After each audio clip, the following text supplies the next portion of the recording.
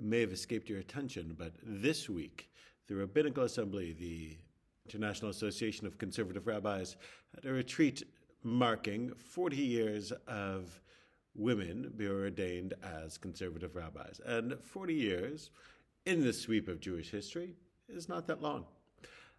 And this whole process of ordaining women as rabbis came at the end of a long debate on the ins and outs of halakha, of the Jewish law, of are women obligated in mitzvot or are they not, and what are they obligated in, and which ones are they obligated for. And many of the best minds in Jewish life applied themselves to this question. And I have to say, in recent years, I've begun to see the issue somewhat differently, partly because of the memoir of Lana Kershaw, a very lyrical writer and translator. And she, in reading through the Talmud during a difficult time in her life, she writes in her memoir, If All the Seas Were Ink, writes that reading the Talmud, which places women in a socially subordinate role, realizes that to the authors of the Talmud, meaning the authorities on Jewish law, she would appear to them as a man and not as a woman, not in terms of her dress or in terms of what her gender in fact is, but in terms of, in their world, women were not full agents. They weren't the principal decisors of their own fate. Women tended to be either under their father's control until they were married, and then under their husband's authority, meaning the male head of household defined whoever in the household was and what they did, for the most part.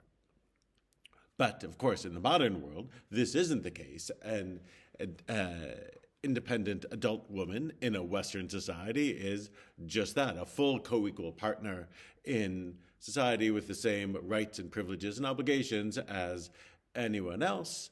I know these things don't play out perfectly, but this is the idea of a Western society. The same on some level is true Jewishly.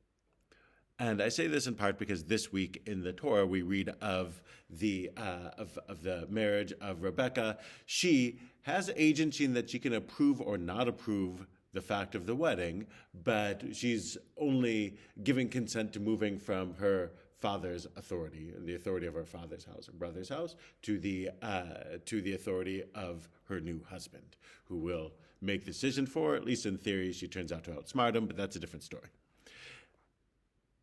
That, in fact, is how we should view gender in Judaism. Who in our culture has full co-equal authority as an adult, or who's being raised to have full co-equal authority as an adult? It's not limited to males, and it's not limited to boys. It's everyone, we would say. Every sort of mentally competent adult gets to be a full co-equal partner, and we offer them the same opportunities and privileges and responsibilities as anyone else. We don't limit it on gender. This is, in fact, the way to do it. Not to think about what was done only, because what was done is anyone who has a full co-equal role in society has a leadership role in the synagogue. And for most of history, that was limited to males.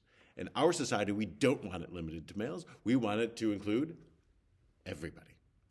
So, in the synagogue, always there's anyone who has a co-equal role in society can have a leadership role in the synagogue, and anyone who doesn't.